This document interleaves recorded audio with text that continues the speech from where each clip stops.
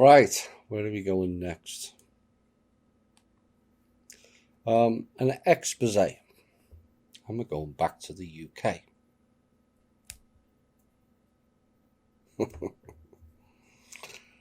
I'm going to pause a few seconds because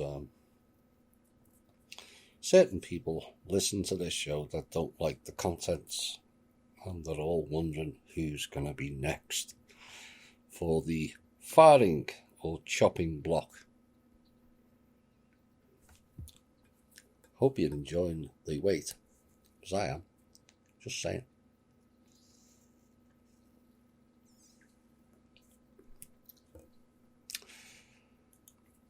GCHQ is the next in line.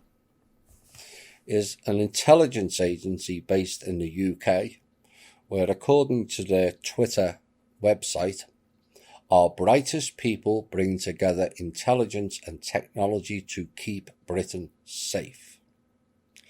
Clearly, they are comedians as well. Keep Britain safe. Surely you jest. On May 2021, the European Court of Human Rights ruled that GCHQ's methods for bulk interception of online communications violated the right to privacy, and its regime for collection of data was unlawful. So what are the origins? GCHQ was originally established after World War I, they were going before that, as the Government Code and Cipher School, GC and CS, and was known under that name until 1946. So they were associated with the OSS group then. Now, during World War II, it was located at Bletchley Park, which is the cryptography centre which later spawned the CIA and NSA, who also went on to creating the dead people's currency called crypto. The Joint Threat Research Intelligence Group, JTRIG, is a subgroup of GCHQ, and among the core self-identified purposes of JTRIG are two tactics. Number one, to inject all sorts of false material onto the internet in order to destroy the reputation of its targets. And two, to use social sciences and other techniques to manipulate online discourse and activism to generate outcomes it considers desirable. Now, citing documents released through the Snowden affair, Glenn Greenwald termed this group as extremist, and he cited documents showing their planning of deceitful strategies to discredit a target. So what type of activities did GCHQ get up to? Well, their 360-degree full-spectrum bulk collection data system was constructed in brazen and arrogant defiance of Article 8 of the European Convention of Human Rights. And Britain's Parliament never debated or approved this massive construction programme as it would for any national infrastructure project. So, Britain's Parliament, like Congress, is about as useful as a chocolate teapot. Neither have a clue what is going on or what they're doing. So with this full spectrum data collection, every phone call, no matter the device, is recorded. Every image, website visited, personal details such as medical and financial records, contacts. In other words, everything private to you is no longer private. No shit, Sherlock. GCHQ were also involved in illegal hacking. In May 2014, Privacy International and 7 communications providers filed a complaint with the UK Investigatory Powers Tribunal asserting that GCHQ's hacking activities were proscribed under the UK Computer Misuse Act. And rather than face this legal challenge, and in apparent response, on June the 6th, just 1 month later, 2014, the UK government introduced a new legislation via the Serious Crime Bill to allow GCHQ, intelligence officers and the police to hack without criminal liability. Another example of pieces of paper to a gunfight. We find the loopholes and they close them back into the Mobius loop. Now, it consulted the Ministry of Justice, the Crown Prosecution Service, the Scotland Yard Office, the Northern Ireland Office, GCHQ, the UK Police and the National Crime Agency, but did not inform Privacy International until May the 3rd, 2015, when the new law entered into force. A 2017 legal verdict by Justice Floyd, Justice Sales and Justice Flow for GCHQ against Privacy International decreed the Investigatory Powers Tribunal cannot be held subject to a judicial review under active laws unless the Secretary of State personally intervenes. That's what happens when you go into their courts. So I did some digging into the justices. Justice Floyd, Sales and Flow are all Inner Temple Bar Crown agents. Inner Temple. And it's a bit like Langley and Mossad then. Make the rules up to suit them accordingly, ignore existing rules, and when challenged, write new ones or cite national security. GCHQ was involved in massive surveillance. In 2014, The Guardian reported that documents provided by NSA whistleblower Edward Snowden about Project Optic Nerve showed that the GCHQ recorded millions of images from Yahoo web chats. And to avoid overloading their computers while recording streams of so many users simultaneously, they recorded one image every 5 minutes from the user's feeds. Now, Optic Nerve is a mass surveillance program run by the British Signals Intelligence Agency Government Communications Headquarters, GCHQ, with the help of the US NSA,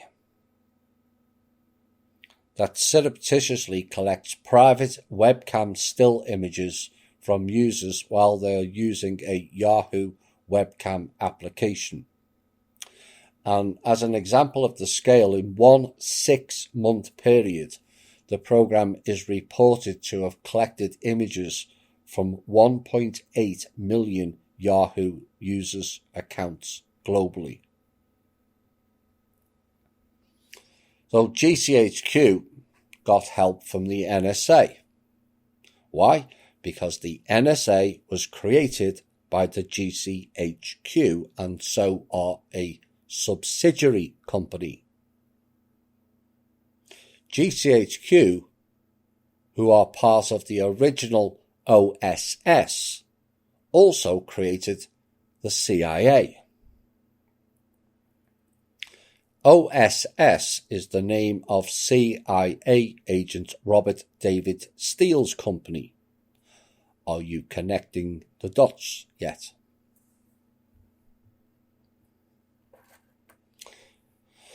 GCHQ was also involved in tapping submarine cables. in 2014, again from the Edward Snowden files, revealed how GCHQ acquired taps on internet lines. And whenever GCHQ wanted to tap a new fibre optic cable, they called engineers from British Telecom under the code name Remedy to plan where to physically connect to the taps to the cable and agree how much BT, British Telecom, should be paid. GCHQ has internet data feeds from more than 18 submarine cables coming into different parts of Britain, either direct to GCHQ in Cheltenham or to its remote processing station at Bude in Cornwall. Hey Bude, don't make it bad. Take a sad script and make it better. Indeed. Bet not many people didn't know of Bude. You know about the Cheltenham one, so now we've just outed Hey Bude. Information sharing. GCHQ routinely shares information with other signatories as the UK-USA agreement, Australia, Canada, New Zealand and USA. And you know what that's for? Because that's all courtesy of the programme Echelon and the Five Eyes groups of voyeuristic clowns. And this agreement assists all member countries in circumventing laws about spying on their own citizens. That's how they get round it. USA will spy on Australia, Australia will spy on Britain, Canada will spy on New Zealand, and likewise. Because they're not allowed by law to spy on their own. They just collect data from the other countries. GCHQ was also involved in commercial espionage when it intervened to prevent the 6th instalment of the Harry Potter book series being leaked onto the internet, all of which reveals J.K. Rowling is one of them elitists and not a person of the people. In fact, her books revealed her dark nature and intentional use of spellcasting within that series. They were also involved in corruption. Jock Kane, a GCHQ employee for over 25 years with experience in many areas of the organisation, uncovered a range of corruption and bad practices, including poor security, and he blew the whistle. A senior civil servant from the Home Office, James Waddell, compiled a government report about his claims. Although finished in April 1979, it was never published. Funny that.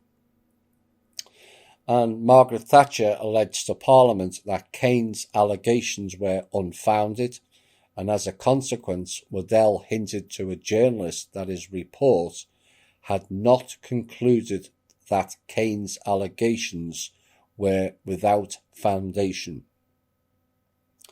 In June 1980, an episode of the investigative television show World in Action, titled Mr. Kane's Campaign, was dedicated to Kane's revelations and campaign for stricter security at GCHQ in Hong Kong. Who knew they were in Hong Kong as well? Oops. Well, more people know now.